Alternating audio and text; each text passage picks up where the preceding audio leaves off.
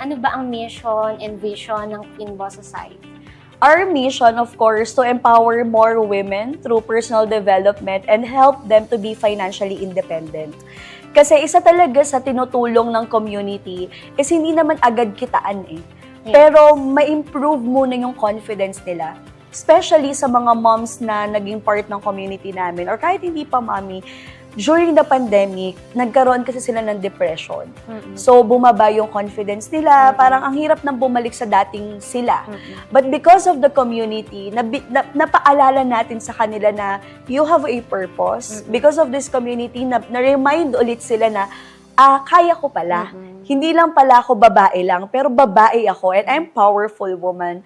After the personal development, dun na magsisimula na, okay, kakausap ka na ng ibang tao, mamamarket mo na yung product, yung community, and doon na mag-start yung financially independent ng mga ambassadors natin. So, yun yung mission talaga natin.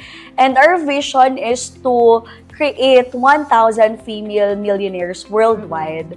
So, yun talaga yung goal. Kasi imagine, if we help 1,000 females to become a millionaire, meaning we help 1,000 families already. Yes. So, yun talaga yung vision ko, na dumami yung millionaires because of the Queen Boss Society. And once they achieve their millions, yung sarili nila, na-develop at na-grow nila. Parang hindi, dati kasi ang tagline namin, empowering women, changing lives. Pero hindi pala siya changing.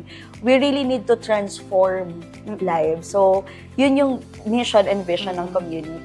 When you earn your first million, it feels like parang lahat kaya mo na, parang gano'n, parang mas pinagtibay ka ng panahon. And yun nga yung journey. Sabi nga, it's not about just your first million, but who you become after you earn your first million. Kasi yun yung lagi ko sinasabi sa mga members na the goal here is not just to make money. Kasi napakababaw nun. Sobrang daming tao ang kumikita ng pera pero hindi masaya. Yes. Sobrang daming tao ang kumikita ng pera pero nakasira pa to sa kanila. Kasi nga, success can make or break you. So, it's up to you. That's why we train them that once you earn your first million, you really need to make that million na maging better ka pa. Tama, no? Kasi yung kita andyan na eh. And then, yung purpose, yun talaga yung magpapasaya sa atin. Na bakit ba ako nag-grind? Bakit ko ba ginagalingan? Para saan? Yes, kasi wala eh. Nag-start din talaga ang community because of purpose. Because nung sinimulan namin yung community, nag-stop ako mag-network doon. Pero I-realize na it's really my passion to train more people. Alam mo, Miss MK, nakikita ko na kung bakit naging successful ang QBS. It's Okay. because of your passion. Kasi if your passion, yun yung ginagawa mo. Like sabi mo nga, nag-accountancy ka.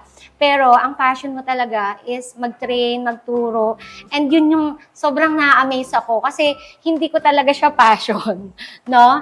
And nakita ko, parang pag lumalabas ka sa feed ko, you are training, nagwe-webinar, nag-zoom. Sabi ko, sobrang sipag mo. Pero it's your passion. Kapag kasi passion mo yung ginagawa mo, hindi ka mapapagod. Yes, and sabi nga, you just don't find the things that you love, but you need to love what you do. So, every time, kasi may mga times naman na hindi lang palaging madali yung journey. Pero, ito yung pinili ko, and I'm finding love in every moment na ginagawa ko yung pagtuturo sa mga ambassadors. And seeing them succeed, siguro yun na yung most rewarding part para sa akin. And syempre, yung mga viewers natin, lalo na yung mga kababaihan dyan, na walang pinagkakakitaan, nagkakaroon na sila ng interest